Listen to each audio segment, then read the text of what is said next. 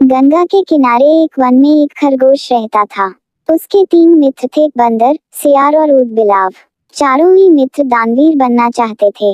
एक दिन बातचीत के क्रम में उन्होंने उपोस्त के दिन परम दान का निर्णय लिया, क्योंकि उस दिन के दान का संपूर्ण फल प्राप्त होता है। ऐसी बौद्धों की अवधारणा रही है। उपोस्त बौद्धों के धार्मिक महोत्सव का दिन होता है। जब उपोस्त का दिन आया तो सुबह सवेरे सारे ही मित्र भोजन की तलाश में अपने अपने घरों से बाहर निकले।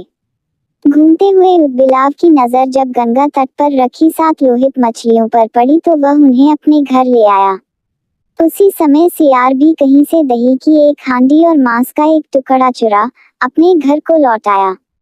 उछलता कूदता बंदर भी किसी बाग से पके आम का गुच्छा तोड़ अपने घर ले आया। तीनों मित्रों ने उन्हीं वस्तुओं को दान में देने का संकल्प लिया, किंतु उनका चौथा मित्र खरगोश तो कोई साधारण प्राणी नहीं था। उसने सोचा यदि वह अपने भोजन अर्थात घास पात का दान जो करे तो दान पाने वाले को शायद ही कुछ लाभ होगा। अतः उसने उपोस्त के अवसर पर याचक को परम संतुष्ट करने के उद्देश्य से स्वयं को ही दान में देने का निर्णय लिया। उसके स्वयं के त्याग का निर्णय संपूर्ण ब्रह्मांड को दोलायमान करने लगा और सक के आसन को भी तप्त करने लगा।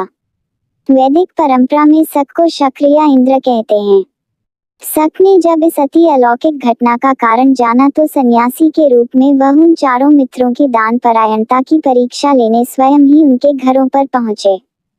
ऊदबिलाव, सियार और बंदर ने सक को अपने अपने घरों से क्रमशः मछलियां, मांस और दही एवं पके आम के गुच्छे दान में देना चाहा, किंतु सक ने उनके द्वारा दी गई दान को वस्तुओं को ग्रहण नहीं किया। फिर वह खरगोश के पास पहुंचे और दान की याचना की। खरगोश ने दान के उपयुक्त अवसर को जान याचक को अपने संपूर्ण शरीर के मांस को अंगीठी में सेंक कर देने का प्रस्ताव रखा। जब अंगीठी जलाई गई तो उसने 3 बार अपने रोमों को झटका ताकि उसके रोमों में बसे छोटे जीव आग में न जल जाएं। फिर वह बड़ी शालीनता के साथ जलती आग में कूद पड़ा। सक उसकी दानवीरता पर स्तब्ध हो उठे। चिरकाल तक उसने ऐसी दानवीरता न देखी थी और न ही सुनी थी। हाँ, आश्चर्य! आग ने खरगोश को नहीं जलाया क्योंकि वह आग जादुई थी, सक के द्वारा किए गए परीक्षण का एक मायाजाल था। सम्मोहित सक ने तब खरगोश का प्रशस्ति गान किया और चांद के ही एक पर्वत को अपने हाथों से मसल चांद पर खरगोश का निशान बना दिया और कहा, जब तक इस चांद पर खरगोश का निशान रहेगा तब तक हे खरगोश, जगत तुम्हारी दान वीरता को याद रखेगा।